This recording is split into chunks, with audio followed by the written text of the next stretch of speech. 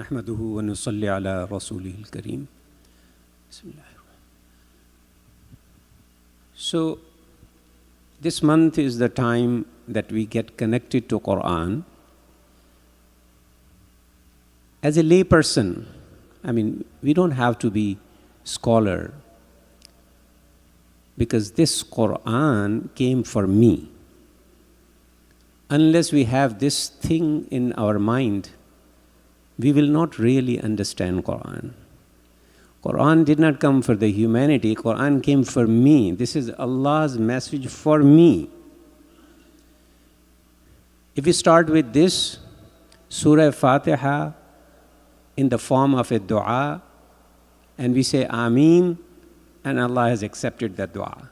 The rest of the thing is what you have asked for dua, Ihdinas Siratal Mustaqim. So, there is one special thing in Quran you cannot find in any other book or literature. And most of the time, especially people from non-Arabic areas, they forget that, because they end up translating word by word and reading some tafsir. Now remember, any tafsir we read, that is a human product. That is somebody, how he thought what Allah is saying. There could be flaws in that. There could be some unauthentic explanations of that. But Quran is intact with the same words for us. So we have to see what is that one thing that will take us to the real meaning and understanding of Quran. And that is coherence. Nazm of Quran. If you follow a nazm of Quran, and that is not just structural nazm, that surah are given in a proper order and arrangement by Allah subhanahu wa ta'ala, it's also thematic, the theme, how the surah are arranged in pairs.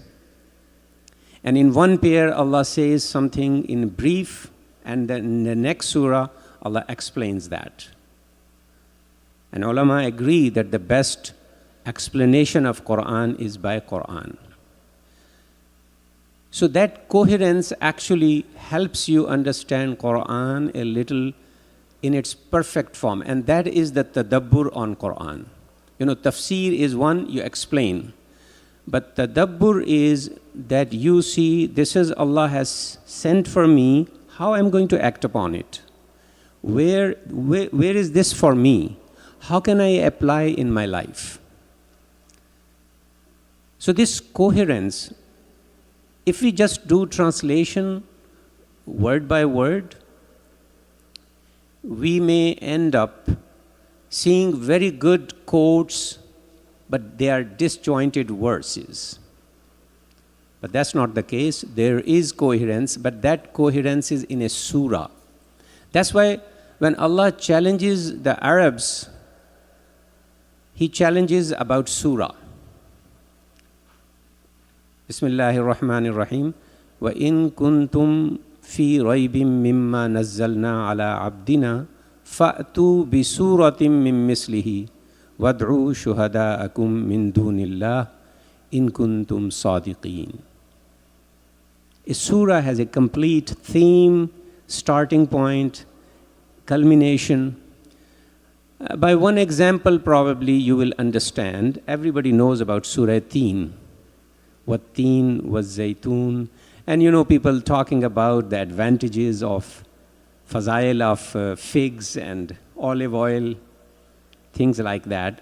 But if you look at the coherence, you are forced to see that Teen is the village where Hazrat Isa alayhi salam ummah has the formulation. And Zaytoon was the mountain where that village was.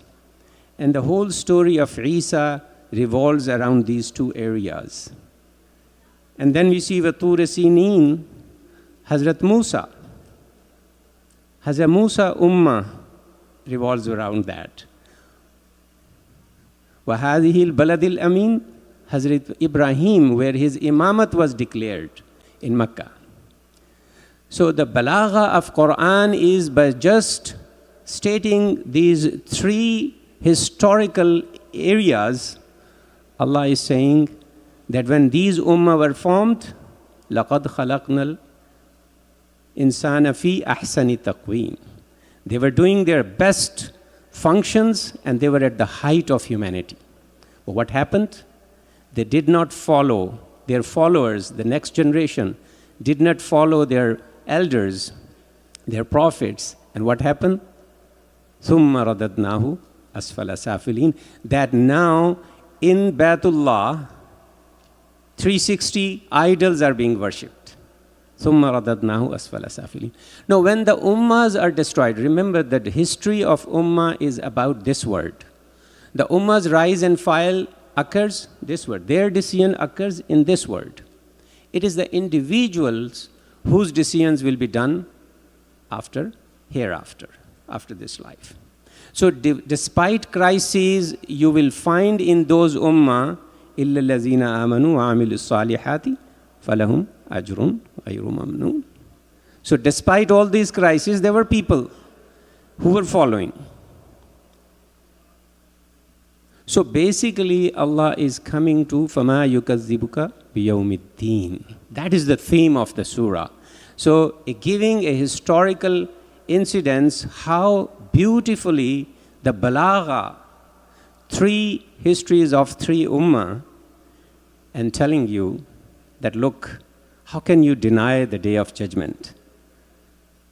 أَلَيْسَ اللَّهُ بِأَحْكَمِ الْحَاكِمِينَ.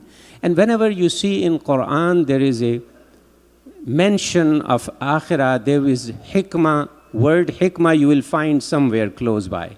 Because the whole universe is created not just unjustly. There is a hikmah in it.